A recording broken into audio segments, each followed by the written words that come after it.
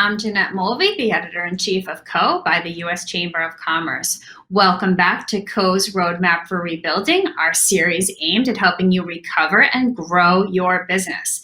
Thank you so much for taking the time to join us today. So today we're talking about digitizing your business. We'll share strategies for identifying and adopting technology that will help you get smarter and more efficient about how you run your business and how you serve your customers.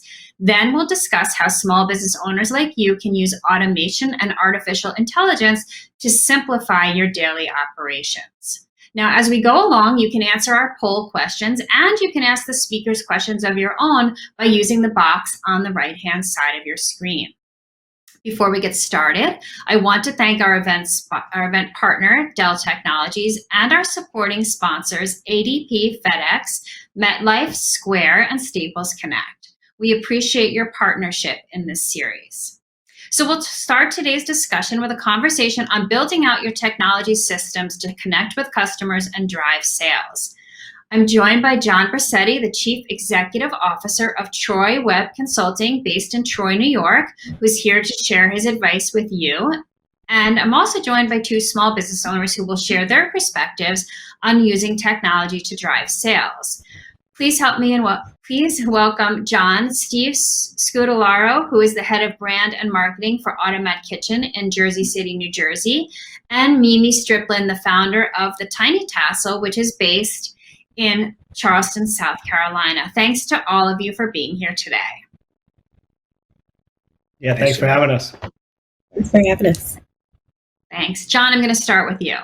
So we know that over the last year, a lot of small businesses have had to shift some, if not all, of their business to a digital space. And now the pandemic is ending. I'm wondering what kinds of those shifts do you think will stick around permanently? Yeah, so obviously remote work is a real thing, and it's here, and it's not necessarily going to be changing. It's going to continue. I think, we know a lot of businesses that are coming back to be in person. They kind of have a hybrid model now where they're going to continue to have some remote workers. Commerce obviously is a huge trend. During the pandemic, it was figure out how to sell online or go home. There wasn't really a whole lot of options there. And then that also includes, new ways to sell things like curbside pickup and that sort of stuff. And then the other thing is the national marketplace. A lot of businesses that were focused on being local. Local doesn't really matter anymore. Everybody over the past year has gotten used to doing business with other businesses, all over the country at least. Local doesn't really mean anything. I think there's going to be a big impact on digital advertising and social media, and LinkedIn. We've seen, like, for B2B businesses, is really just taking off, being able to connect that way. Overall, though, it's just kind of like all of this is really just like an acceleration of what was inevitable anyway. We've got all this advancement in technology that's happening that was pushing things in this direction anyhow. And I think just necessity was the mother of invention and really just pushed that forward faster. Yeah. And my rooster agrees with me. My rooster outside agrees with me.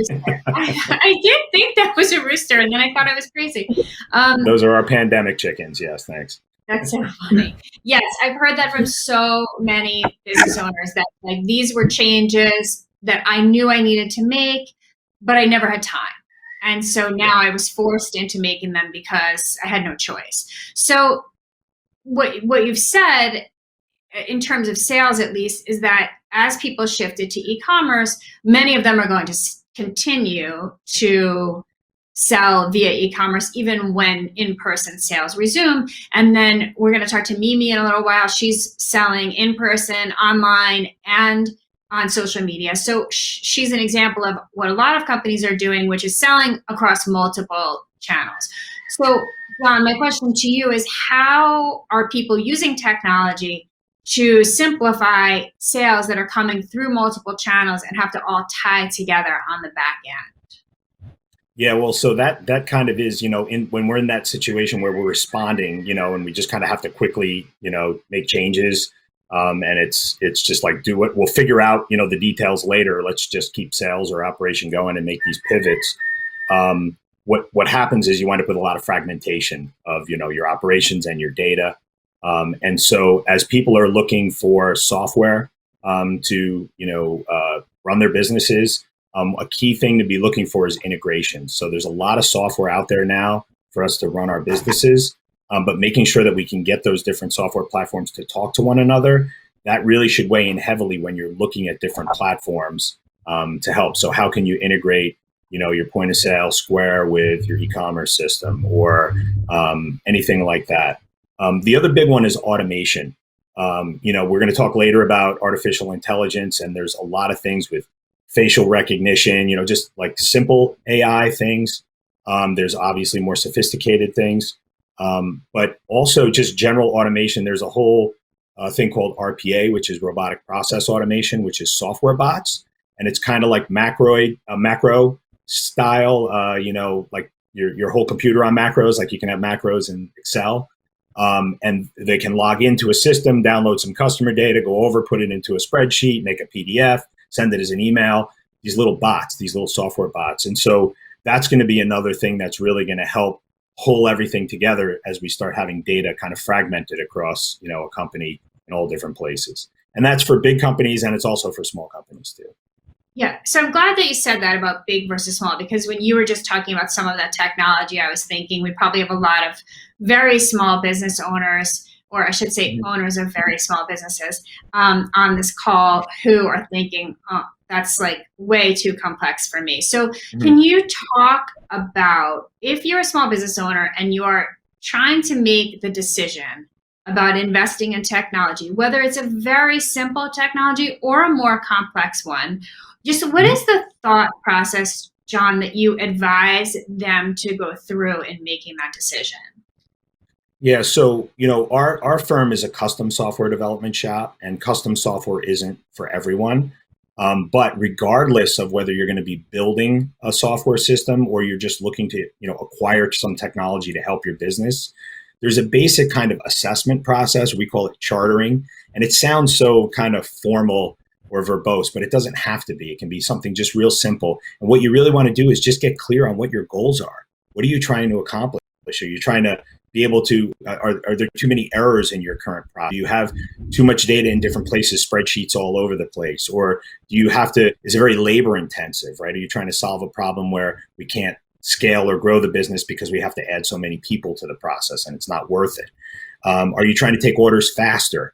Or are you trying to expand into new markets? So just getting clear about what your goals are and really identifying what problems, what is the problem you're trying to solve? That's like the most important thing, because sometimes we find out about this technology and we just get so excited about it and we start looking at it and we really haven't taken the time to think about what problem are we trying to solve. And with that comes, what's the scope? What are we going to do now? And what are we going to do later? What doesn't have to be in this kind of first version of how can we put a toe in the water with this technology and prioritize those things that you're trying to do? And really also understand what are the stakeholders, who are the stakeholders, who's going to benefit? Maybe it's the sales team or maybe it's operations. And then what are the risks associated with it? And just kind of coming up with a way. We actually have a project, we call it a project assessment process. And while it's more geared towards a software development project, it's really good for any technology acquisition process where you can just kind of go through and identify these things. And even if you just spent an hour or two with your team kind of laying that stuff out, it really is important, because if you're going to then do a build versus buy analysis, or if you have a vendor that you work with that you want to say, hey, this is what we need, you've got something that you can hand over to them that's already, spells it all out. Or even if you're going to put out an RFP, smaller businesses may not be putting out RFPs, but it's kind of the same process. You're just doing it at a smaller scale, and laying all that stuff out really helps. Can you just clarify what you mean by build versus buy analysis? Yeah. So there's, every business is a software business, whether you like it or not. Even small businesses, we all are using software to run our business in one way, shape, or form. We're running software to run our lives these days, right? So every business is a software business. And as you're trying to use software to do more, we can think about, like, you might use your bookkeeping, you might use QuickBooks for your bookkeeping or something like that. Or you might use Shopify for your e-commerce.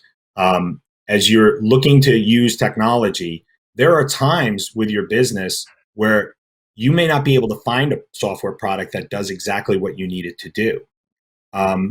Or maybe you can find a product, or maybe you find a software product that's going to cost you $50 a month, but it does it a little bit different. It might actually make sense for you to just change your business process, right? Because to be able to go that route, because it's so affordable.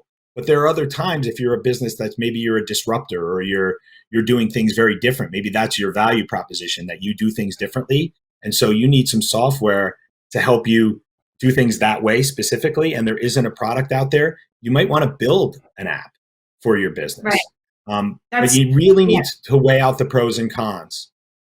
I think that's a great place to bring Steve in, actually. So Steve, you own, with your dad, Automat Kitchen. So it's a pretty unique restaurant. I'm going to have you explain to everyone what it is. But, you know, as John just said, one of the things that you guys, how you differentiate yourselves from the restaurants, is that what you do is very unique. So tell us about your restaurant and why it's a perfect fit for this time.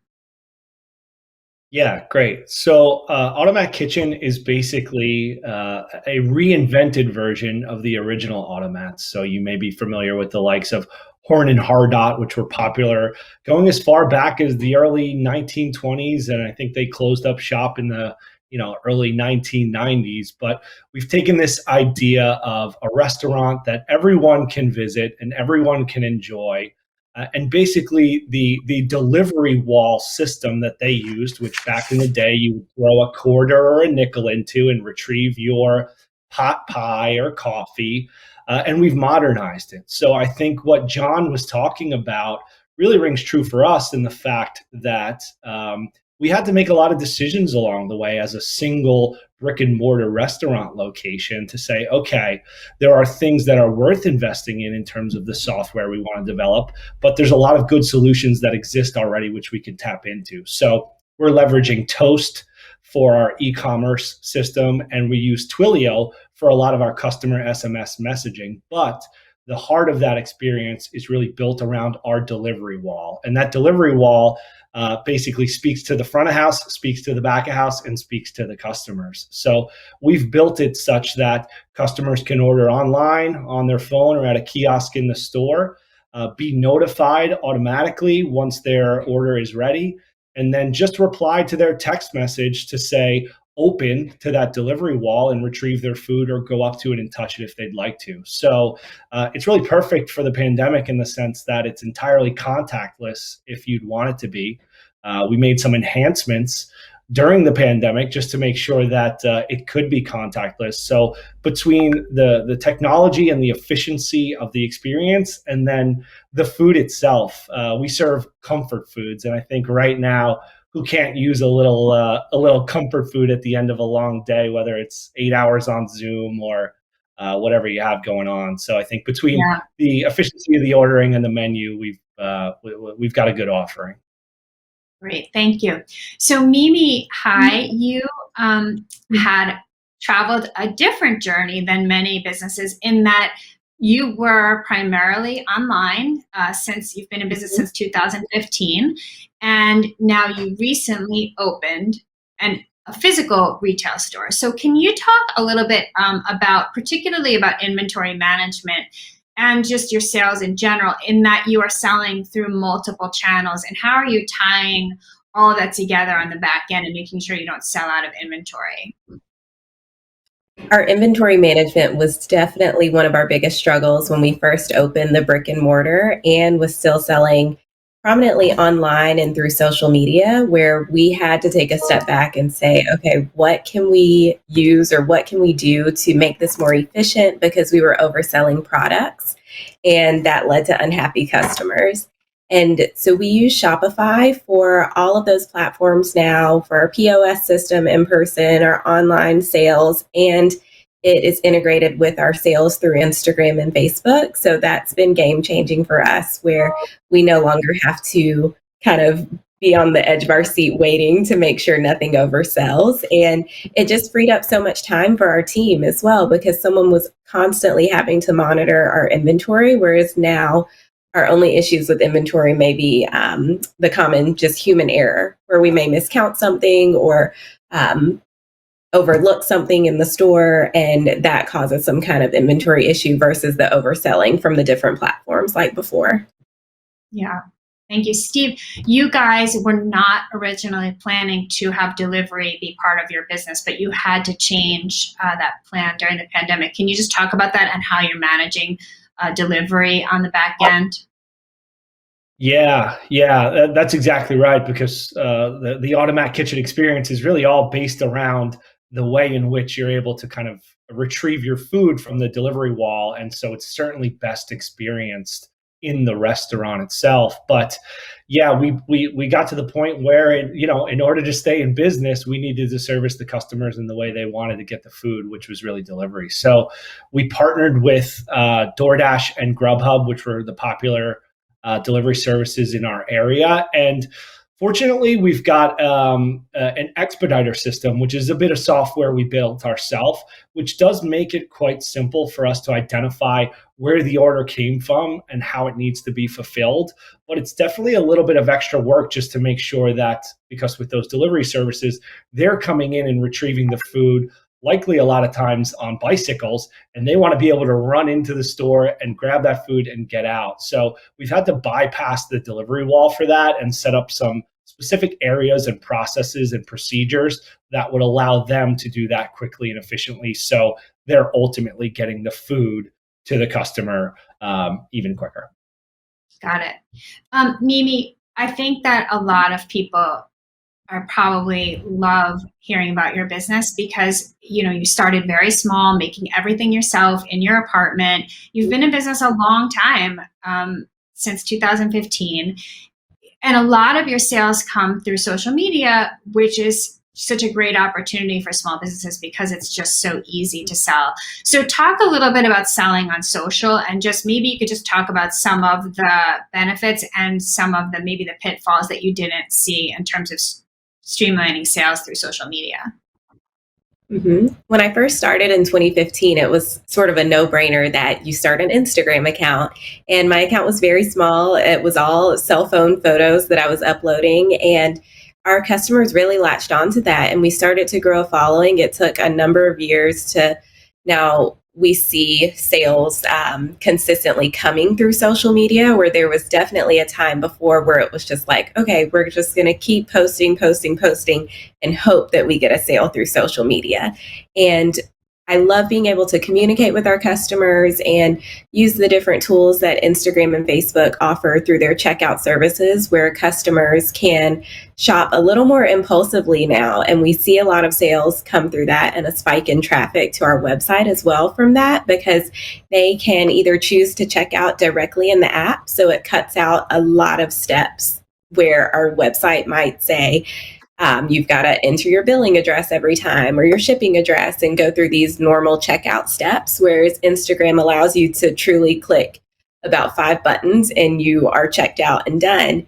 And that's been really cool for us. Of course, there was a learning curve for our team as well as for our customers to be comfortable using that and to be able to streamline our sales through that platform and make sure that it wasn't taking anything away from this beautiful, wonderful website that we spent so much time and money building, but complementing it where it is kind of cohesive across all the selling platforms. And now with our brick and mortar being open, cohesive with that as well. So if someone has followed along in, say, New York for 2 years and they are finally planning their trip to Charleston and they walk into our store, we want it to be cohesive, and we want them to feel like they've known us and gotten to know our storefront through our online sales channels. That's great. Thank you. We are actually going to do the audience Q&A in a moment, but first we are going to invite the audience to do a poll with us just so we know a little bit more about them. So audience, you can answer this question on your screen now, which is, how much effort are you currently putting into digitizing your business? So you guys can go ahead and vote on that, and we will watch your results in real time. So it's good to see that we have a lot of people who are just starting out, and significant changes is not surprising. I imagine a lot of that came out of the pandemic. So I'm glad to see that this is where our audience is, because it makes me think that what we're talking about today is useful to them. So thank you, audience, for voting. So we're going to go to the Q&A now. John, I am going to start with you. Everybody thinks they need an app. Does everybody need an app? Should you be building an app? Should you be renting an app? Talk to me about apps. Yeah, well, it's funny when you say app, we're all kind of assuming mobile app, right? And that's what apps are. But apps are really also web-based apps, right? Or even your website in a way is an app, or your e-commerce site. And one of the big, another kind of important kind of pros and cons thing, like build versus buy to weigh out, is do we need, if you do need to build something, and do you need to build a mobile app, or do you need to build a web app? There's amazing things you can do with a mobile phone. These phones that we have in our pockets are just incredibly powerful. In particular, they have a lot of features. They have GPS, they have an accelerometer, they have Health Kit, so you can tap into biohealth data, all kinds of great features. But building an app for a mobile phone is more complicated. And we're also dealing with, there's not just one kind of mobile phone, there's two, because Android and iOS. So whenever you build a mobile app, you really, in a way, there's some strategies to addressing it, but you got to support these two very different platforms. So web applications can be much less expensive, and you can build something that's very mobile friendly.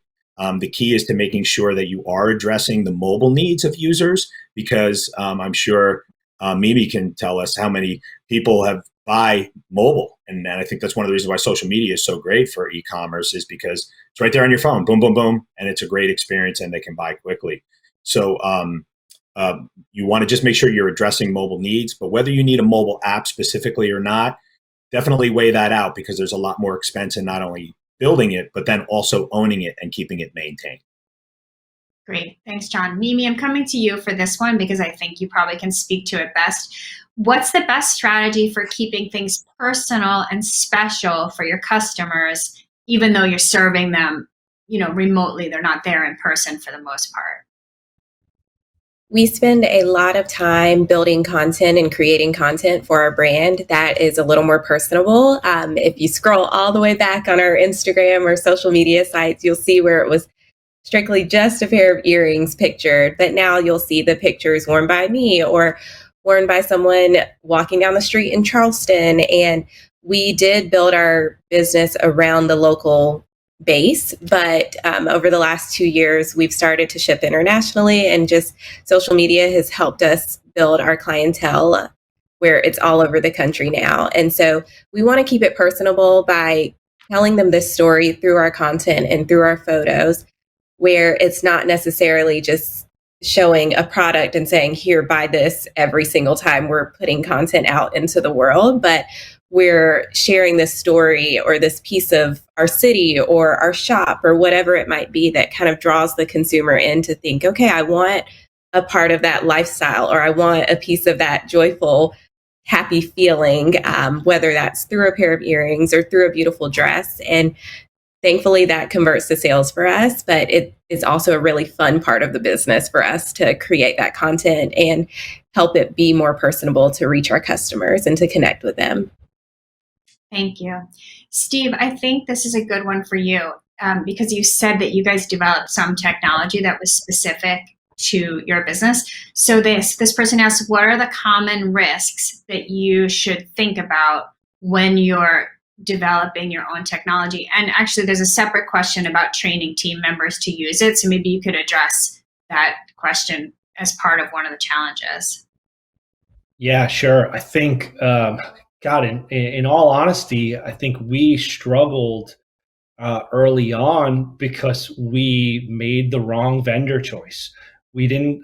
We were looking for folks who could help us build the technology for us, both from a hardware and software standpoint. And obviously, there are realities of budgets with any small business. And I think we found ourselves in a spot where the wrong vendor choice early on really hurt both the development of the product and the timing in which we were working under. So I think, especially if assumingly you're not developing the technology quite yourself and you're leaning on some partners to do that, I would say really making sure you find the right fit, both in terms of that partner's size and abilities and what their sweet spot really is critical. And then beyond that, I'm sorry, what was the second part of the question? Well, another question was about training your employees to use the new technology, and I thought you might address that as part of the challenge. Yeah, and I think what I'll tell you, at least in our specific case, is when we did find the right partner for us, they were able to anticipate, some of those user errors that Mimi was talking about before with our specific system. How can we alleviate the workload from our staff and make sure that the processes are as automated as possible? So we built an expediter system that is pretty foolproof to some degree, and we really tried to overcompensate. But to your point, regardless, it's really just a training process that every person has to go through when they're onboarded to the team to make sure that not only do they know how to operate it, but they know how to troubleshoot it. Because regardless of how amazing the product is, there's going to be something that happens from whether it's all our fault or Comcast's fault when the internet goes out, and there needs to be some protocols and procedures to make sure that you're kind of on top of it. Great. Thank you. That was a great answer, Steve. John, I am just about out of time for you, and I'm going to have to let you go, but I have one more question for you from the audience who wants to know how many pandemic chickens did you get? And I will add to that question, do you regret it yet? So I have had chickens before, and they do kind of become a pain in the butt because you got to go out there and take care of them all the time. And my friend owns a farm up the road, so we have 11 hens and we got the roosters for fun, and it's we like it. We like it a lot. So that's great. Well, thank you, John. Thank you so much for joining us today. I really appreciate it. My pleasure. Take care. My pleasure. Thanks a lot for having me. Thank you, John. Steve and Mimi are going to stay with us for our next discussion. So we're going to shift gears, and we are going to talk about. So technology, exists to make things easier for your business, and especially small business owners. You wear a number of hats, and you are needing technology to help you streamline operations as much as you can. So this next part of the conversation, we'll talk about how small businesses in particular can use automation and artificial intelligence in your day-to-day operations. So our next expert is Kyle Harper, the AI Strategy Director at Dell Technologies. Kyle works with small businesses exploring AI every day, and he is here to share his insights with us. So welcome, Kyle. It's a pleasure to be here. Thank you for the time and the opportunity to discuss it from the lens of small business and medium-sized business. Now, I think we hear you have birds too. Are those seagulls that we hear? So we have a tale of two birds. I'm actually down here on the west end of Galveston Island in anticipation of the holiday weekend, and these are seagulls, right out here on the front porch. So it wasn't because of the pandemic. It's just an example of remote working that I intend to keep this practice sticking around for quite some time. It works for Dell and all of its employees. Yeah. Yeah. So let's just talk about, we're talking about artificial intelligence, and I just, on its most basic level for small businesses, what does that mean? What is AI in terms of what the kinds of technology businesses are using every day? We hear quite a bit, like in the general media and news, and also even in industry news that's even technology driven, that artificial intelligence is about big data and big tools and big staffs and big compute servers that are solving these huge problems. And it doesn't seem to be resonate very much with small business or medium-sized business. But the actuality is the overwhelmingly vast majority of business problems that AI and machine learning and deep learning, which are the newest shiny new objects within the AI practice, they really are going to be practiced not by large corporations, but literally practicable by mom and pop stores, and it's very accessible to them all the way up through larger small business and medium-sized businesses. Example, general areas where it's to small businesses, and the low-hanging fruit kind of fall into three categories that I thought would be interesting to mention in the conversation today. One area, and these are not in any particular order, the design of product or design of product and product visualization. Talk a little bit about that. A second area would be supply chain management. We've already been talking earlier in this conversation about managing the supply chain and managing inventory and order management and things like that, and that's where AI can help. And then also in the area of predictive analytics. What falls under this category would be the personalization that is actually meaningful to your customers. Personalization coming in the form of truly usable and not humorous recommendation engines that we noticed last time that you were shopping with us and browsing with us and purchasing with us that you like these things, and the recommendations that that say that these might be interesting. People like you have been interested in these items also. And artificial intelligence helps in that area as well. Customer satisfaction, the buying patterns as well. And also preventive maintenance. If part of your small business requires machinery or automation processes, that do have wear and tear. I'm talking about physical means of production or distribution. Literally, software that is part of the software packages that you use to run your business that are now AI infused. This year's version of the software and perhaps the computer systems that go along with it are AI infused, which means it does things better and faster, and now has the capability to be able to help you predict when you need to do maintenance on some of your equipment in manufacturing and distribution, so that you're not lying down. The last thing you want to be is lying down, particularly if you're a small business and you're running with much larger corporations. Sure. So you've outlined these three kind of key areas. And I guess my question to you is, if I'm a small business owner and I'm starting to think about adopting some kind of tool that uses AI, what's the first step? What is the most basic, simple step I can take to start thinking about using that? I'm thinking that AI is going to be earliest and most often, even after we roll out 3 to 5 years from now. AI is going to be accessible and used by small businesses in the form of subscriptions, and not so that they don't have to be buying data centers and data servers and literally being in the IT management business or anything like that.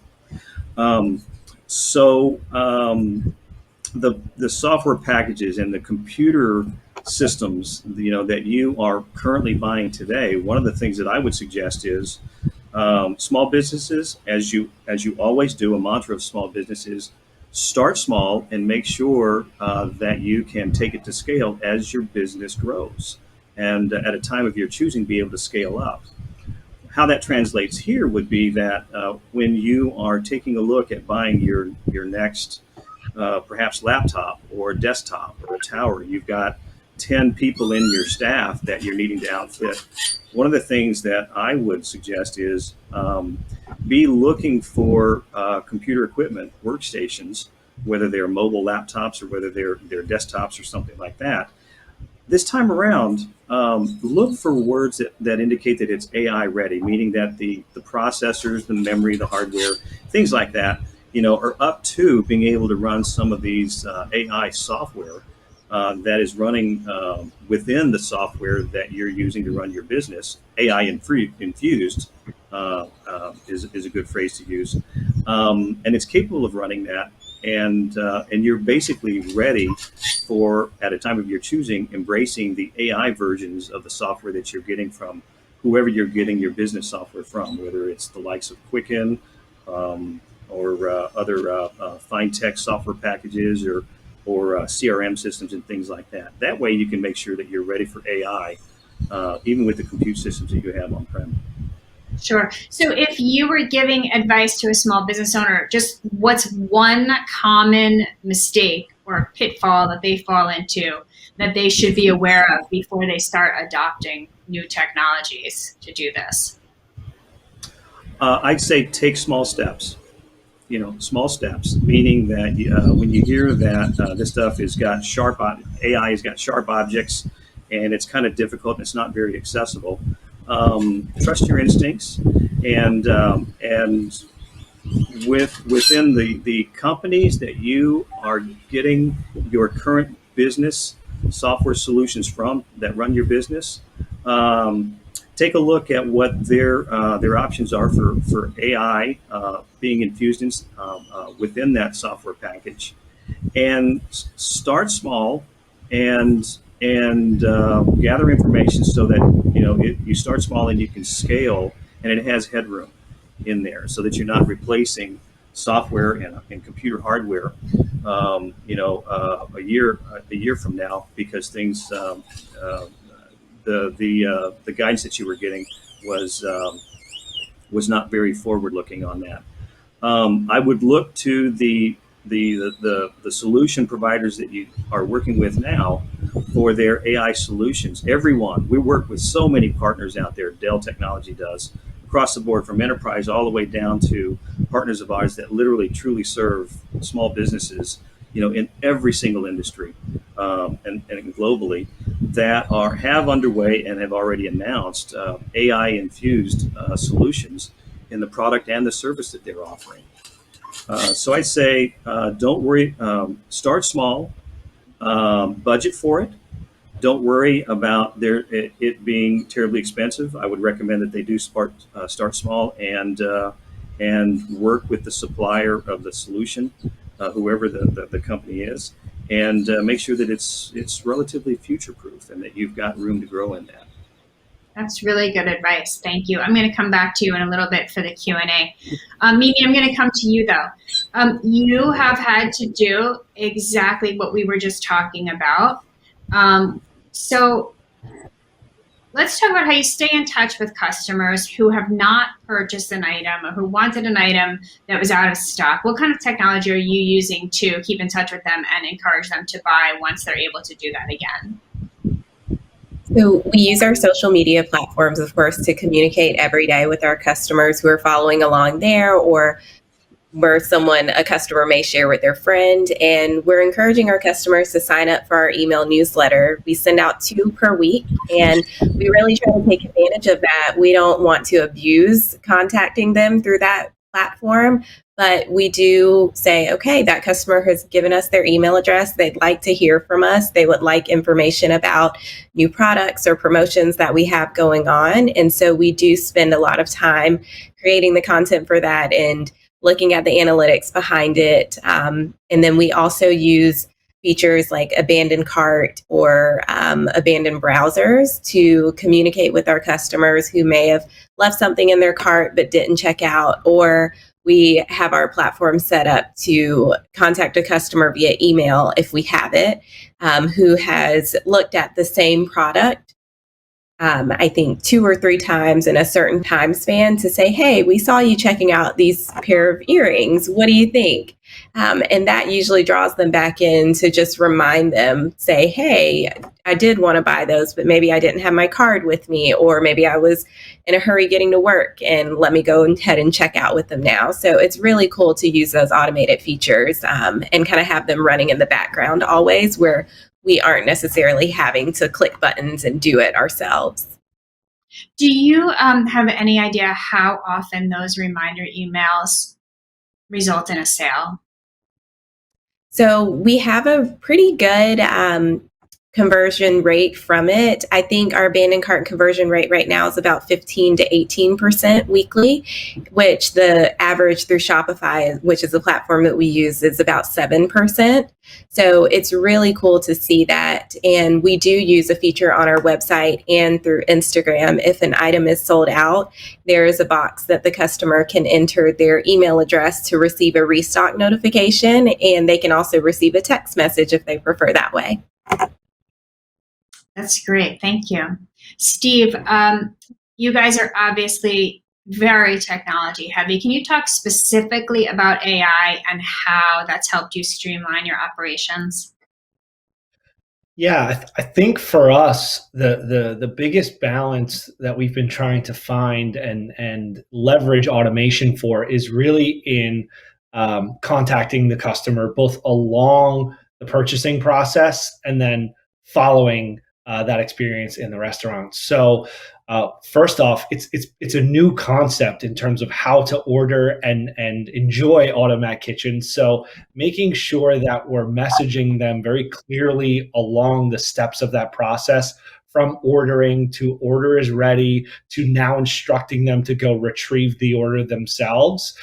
We've been trying to play around with the balance and frequency of those messages just to make sure that we're hitting them with the right amount, but not too much. And I think that's a theme we try to carry through to the post experience as well, especially because a lot of our technology is built around SMS. So I think there's a different level of how personal that feels versus email sometimes too. So I think we have to continue to walk a fine line between messaging folks and then being intrusive, because as John was saying, we have these cell phones with us all the time, and I don't necessarily always want to be getting a buzz from a restaurant if I'm not there trying to eat their food. So I think it's really just about using automation to help us give a clear, clean, and fulfilling experience to the customers.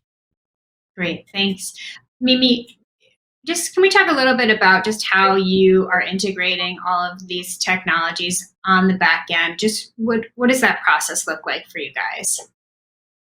So it's actually very simple. We use Shopify, and they are just kind of the easiest one to use to integrate with Facebook and Instagram. And I guess they have these partnerships with them that make it almost seamless to upload our catalog of products with 1 or 2 clicks. And they're working on offering more, instant customer service help, because that's one issue that we've seen. It's seamless to get it all set up, but if there is some kind of issue that we can't troubleshoot and figure it out on our own, then it may take 24 hours to hear back from that platform. And that can be really frustrating if we have a customer who has an issue, or if we have multiple customers dealing with that same issue in a day. We want to try to resolve it as quickly as possible. Thank you. Kyle, for you, just can you make Mimi was just talking about some new tools that they're developing. Can you talk about can you make some big predictions for us about what is coming down the line in terms of AI that in particular will be able to be leveraged by small businesses? How very personal it is, and her customer's shopping experience online, and now that she's got brick and mortar. I was just thinking about a perfect example of how AI is being used, and it's being combined with augmented reality. So Mimi could offer up an experience online where her customers that are shopping and trying things on, they're literally able to, with a video, a still image, or even a video that is coming from their phone or from their laptop at home, and they're literally able to select a set of earrings from the shopping site, and literally through augmented reality and artificial intelligence, be able to put them on, try them on, and see if it's the right size, and just how they move and things like that. All of that is possible with AI that would be under the hood and behind the scenes, of the customer portal software that she could have available for her customers to try things on. Similarly, if there is a video or even still images of a home that's being constructed, customers of furniture stores would be able to literally overlay, as a customer is walking through this virtual reality, this digital twin of the home that's being built by their architect and their builder, and be able to do choice selections and see how the furnishings that they're shopping for can see in real time, and not just a still image, but moving around and interacting with the furniture. And it happens in real time and in high resolution. So there are versions of that software that's available today, and that's just going to continue because that's a much better quality user experience. And it's a reason to buy from Mimi instead of somebody else, because it's a much more confident sell that'll result in fewer returns for her even. Yeah, I love that. I love that you're tying it into an actual sales outcome. So thank you. We're going to go to the audience Q&A, but before we do that, we're going to do another audience poll. And the question for this one is, how is your business currently using AI? So audience, you can go ahead and start voting now.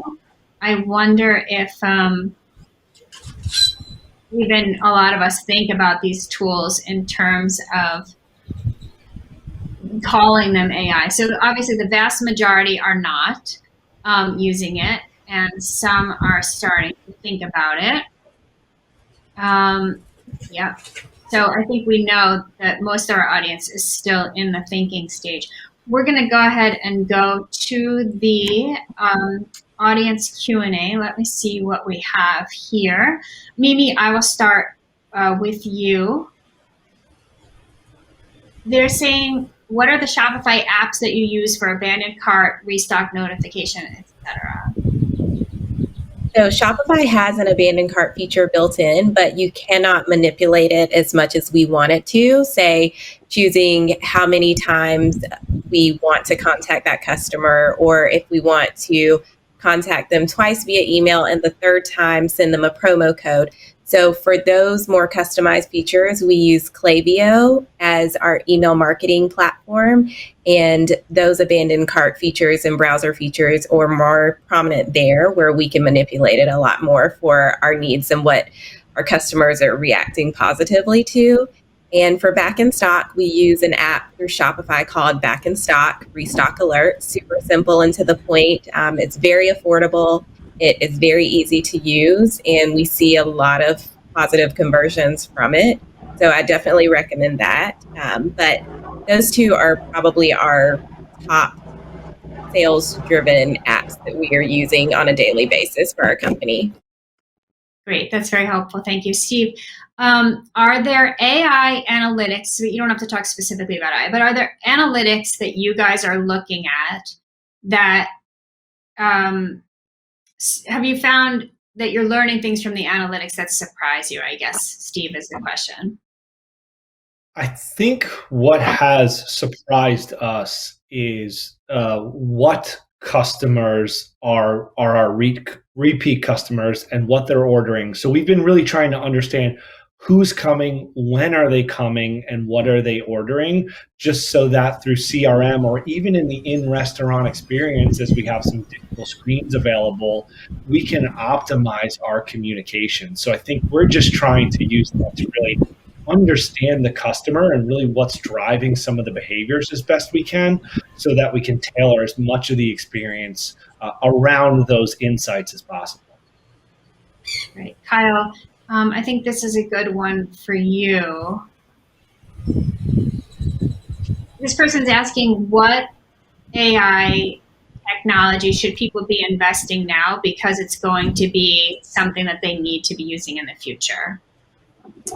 To be ready for the near-term future, I would say when you're, besides looking for an AI augmented version of the software that from whatever software companies that you're acquiring services from or subscriptions from, keep an eye out for the AI that they are infusing in their product for next year's model and release of their software packages and things like that for you.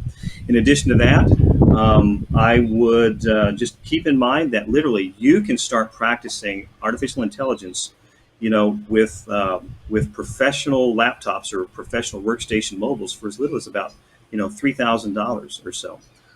And they can go up from there, and that's in a mobile. And in desktops, they can be for users, small business users, for desktops that are slightly less than $5,000. So the cost of entry is very, very affordable and very accessible, and you can take it to scale from there. Look for AI ready, or something that indicates that you've got the type of hardware in there that is capable of AI. And there'll be some indications of that, whoever you're buying it from. Of course, we'd love for you to buy it from Dell. And just know that you can take it to scale. in any direction that you do want. There's a lot of software packages that are perhaps behind the scenes right now that helps amplify. Steve was mentioning, what type of insights he was getting that AI was bringing to bear, and I was smiling when he was talking, because if AI is done well, it is literally amplifying the expertise of the humans that are subject matter experts of the business that's being run, and AI is able to detect very, very faint patterns in data, whether it's financial data, if you're worried about liquidity over the next month to 6 months to year, or whether it's buying patterns. And if it's doing its job well, it's teasing out insights into the patterns within this very noisy data, whether it's financial data or customer behavior data or order management software and things like that. So start small. You can go get in for a small amount of money, and just look for systems that are AI friendly, because everyone is out there. All the suppliers of software and compute systems are in the process of infusing AI into a lot of these systems that they're wanting to offer to their customers and their clients. Great, thank you. Steve, I think this is a good one for you. Is there a risk of over automating your processes?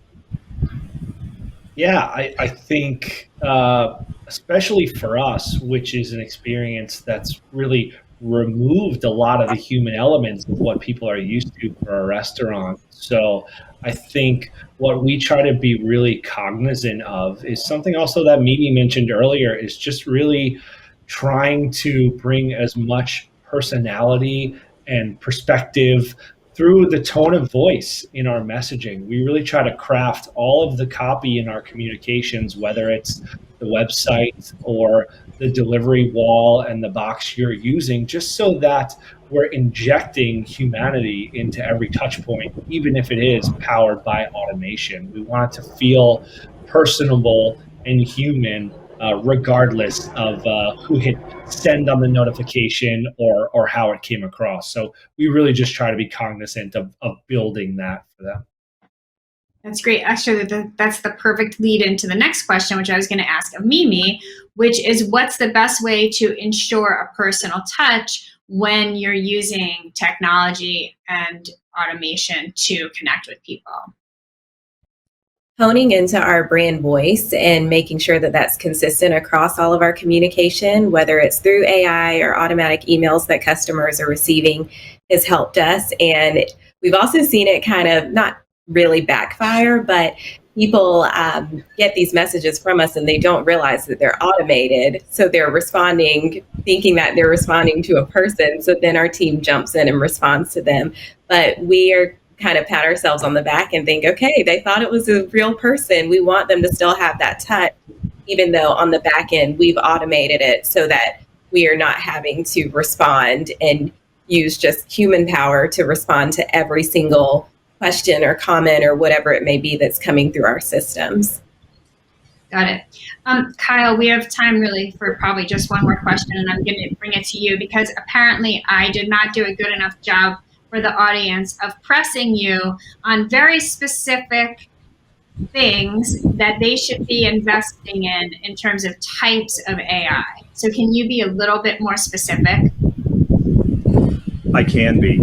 If you're in the business of designing products, be looking for compute solutions, whether it's a subscription model or whether you're purchasing the systems themselves, workstations that are on-prem.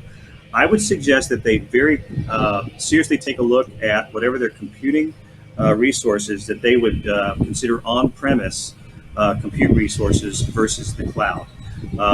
There are your business may have concern about proprietary information that you really do not want outside of your premise, or you may be in the healthcare industry where HIPAA is a concern and literally just trying to keep private information private. There's lots of reasons why you'd want to keep your data and your resources local. So I would take a look at compute systems and software solutions that work for you on premise as opposed to across the internet someplace in a cloud. Perhaps the internet is not reliable, for you. That's one thing I would suggest. Specifically, I kept talking about AI-ready solutions. Look for that. These days, a compute system and a compute solution that's AI-ready would include higher performance processors, as well as these days graphics processor chips that are right inside these computers, right alongside the CPUs. That allows these AI algorithms to run very, very easily, on systems and be able to do this augmented reality example that I was talking about for small business owners like Mimi and their products, be able to do things in real time, and that really transforms the user experience when they're shopping for products. That's great. That was more specific, and I appreciate that. Actually, that is all we have time for today. So I want to say thank you to Kyle, Steve, and Mimi for joining me today. I really appreciate y'all being here. It's been a pleasure. Thanks so much. Thank you for the time, everyone. Thank you. Thank you. And thank you to our event partner, Dell Technologies, and our supporting sponsors, ADP, FedEx, MetLife, Square, and Staples Connect, for helping us bring this program to you today. I hope everyone will join us for the next event in this series, which will be on Thursday, June 17th at 12 noon Eastern Time.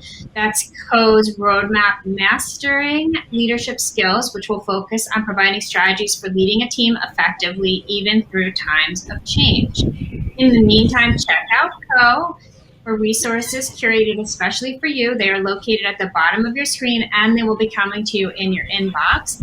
And please let us know how we did today by taking our audience survey on the right side of your screen. Thank you for joining this episode of CO's Roadmap for Rebuilding. Together we'll recover and rebuild. And I'll see everybody soon. Thank you. Cheers. Thank you.